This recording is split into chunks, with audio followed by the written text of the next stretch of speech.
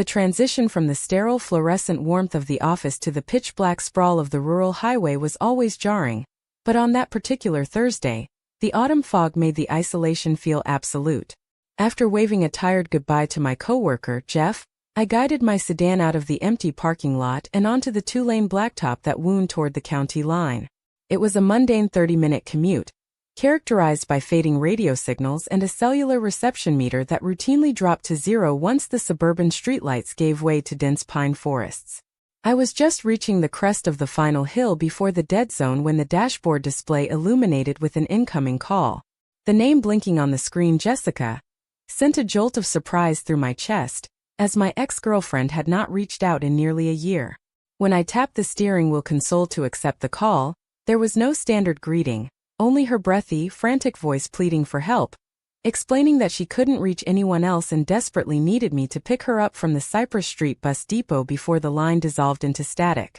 Though bewildered by her urgency and troubled by why she hadn't dialed emergency services if she was in peril, I couldn't ignore the genuine terror in her voice, so I spun the steering wheel around and detoured back toward the industrial outskirts of town. The Cypress Street depot was a relic of an abandoned municipal transit project, illuminated only by the buzzing sodium vapor glow of a single street lamp that cast long, sickly shadows across the cracked pavement. As my headlights swept over the rusted waiting shed, I spotted her huddle beneath a faded schedule board, wearing a heavy winter coat that seemed several sizes too large for her frame. I pulled to the curb, leaving the engine running, and rolled down the passenger window to call out her name. For several agonizing seconds, she remained completely motionless, staring blankly into the dark woods behind the station, before her head turned toward me with a slow, mechanical hesitation, her features twisting into a look of profound confusion as if she were trying to remember who I was. When she stood and moved toward the vehicle, her gait struck me as deeply uncanny. It was an asymmetrical, disjointed shuffle that suggested severe physical exhaustion or injury, yet her face remained entirely void of pain, plastered instead with a vacant, serene smile. She slipped into the passenger seat without a word, the heavy scent of ozone and damp earth filling the cabin as she turned her unblinking gaze toward the windshield and simply whispered a request to be taken home. As we navigated the winding dark of the back roads, the atmosphere inside the sedan grew thick with an unspoken, claustrophobia-inducing tension that made my skin crawl. Trying to dispel the heavy silence, I asked if she was all right and why she had called me from such a derelict part of town, but her responses were delayed, echoing back my own words with a bizarre, rhythmic latency, as though she were mentally translating human speech before producing it. When she asked, "Oh, called you, I called you?"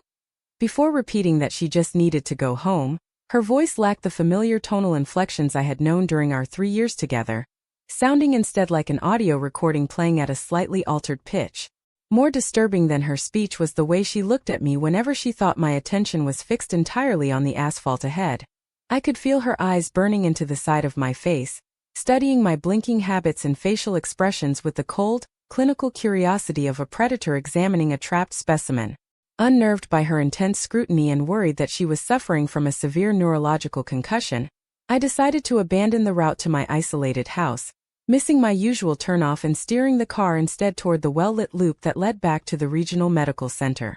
Shortly after we reversed direction, she slumped heavily against the passenger door, falling into a rigid, motionless trance that I assumed was exhaustion, though the rhythmic, subaudible hissing sound vibrating from her parted lips sounded nothing like natural human respiration. It was only when we crossed back over the municipal line, and the cellular icon on the dashboard blinked green with restored service that the true scope of the nightmare revealed itself through a sudden, rapid succession of message chimes. Keeping one eye on the road and the other on the slumbering figure beside me, I tapped the dashboard display to read the incoming texts, my blood turning to ice as I saw that they had all been sent by Jessica over the past 20 minutes while I was driving through the dead zone. The first message pleaded for me to hurry, explaining that she was hiding in a ditch near the highway because something that looked like a police officer had attacked her, and that after she managed to escape into the brush, she had watched the assailant physically alter its shape to mirror her own appearance. The subsequent texts were a cascade of pure terror, apologizing for involving me, stating that the mimic had wandered toward the Cypress Street station, and begging me to turn around immediately if I saw her waiting at the curb because whatever was standing under the streetlights was not actually her. A cold sweat broke out across my forehead as I slowly turned my head to look at the passenger sitting inches away from me. Her head bowed forward while her eyes fluttered violently beneath her eyelids in a frenzied mimicry of rapid eye-movement sleep. Understanding that I was trapped in a moving vehicle with an entity that had stolen Jessica's form, I suppressed my panic and formulated a desperate ruse, pulling the sedan abruptly into the brightly lit canopy of a 24-hour service station just off the interstate. The sudden illumination woke the creature instantly, its neck snapping upward with a sickening audible crack that would have paralyzed a human. Yet it simply tilted its head and asked in a distorted whisper if we were finally home and if we could eat. Feigning a calm, casual smile, I lied and told her I was going inside to buy us some hot snacks, stepping out onto the concrete pavement, while closely watching her reflection in the glass of the window. The moment the creature slowly pushed the passenger door open and stepped out onto the asphalt to follow me, I lunged backward across the front seat, pulled the passenger door shut with all my weight, and slammed the central locking button just as its pale hands reached for the frame. The illusion of human identity evaporated in an instant as the entity realized it had been locked out, its artificial smile dissolving into a chaotic, shifting blur of overlapping human expressions while a deafening, harmonic shriek vibrated through the car's safety glass like a chorus of distorted voices. As I jammed the transmission into reverse and stomped on the accelerator, the creature lunged at the vehicle, its hands clamping onto the exterior door handle with such explosive, mechanical torque that the reinforced metal buckled and snapped off in its grip. The tires screamed and smoked against the concrete as I spun the sedan around and sped out of the service station, but a terrifying glance into the rearview mirror revealed the silhouette sprinting beneath the streetlights with an impossible, fluid velocity, matching the speed of the accelerating car for 3 city blocks before the widening distance finally swallowed it into the darkness of the outskirts. I drove aimlessly for hours, trembling uncontrollably and repeatedly dialing Jessica's true number, but the line endlessly rang into a full voicemail box, and within a week, local law enforcement officially listed her as a missing person, leaving me with the devastating certainty that the mimic had eventually found its prey. In the aftermath, the paralyzing dread that the entity now knew my face and my routines forced me to abandon my life entirely, quitting my job and relocating to an anonymous apartment in a city 300 miles away where I felt insulated by the sheer density of the crowd. Time and distance eventually dulled the sharpest edges of my paranoia,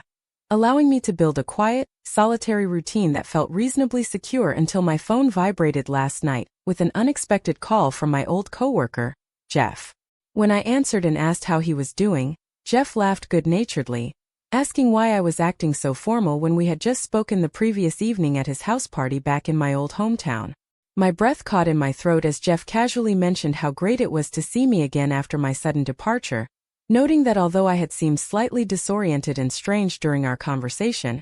he was glad I had agreed to come back over tonight for a larger neighborhood gathering. I ended the call in absolute silence, the phone slipping from my numb fingers to the floorboards as I stared at the locked door of my apartment, finally understanding that the mimic had not stopped hunting when it took Jessica. It had simply learned a new face, and now I had to find a way to warn everyone I loved that the person walking toward them was a hollow, hungry reflection.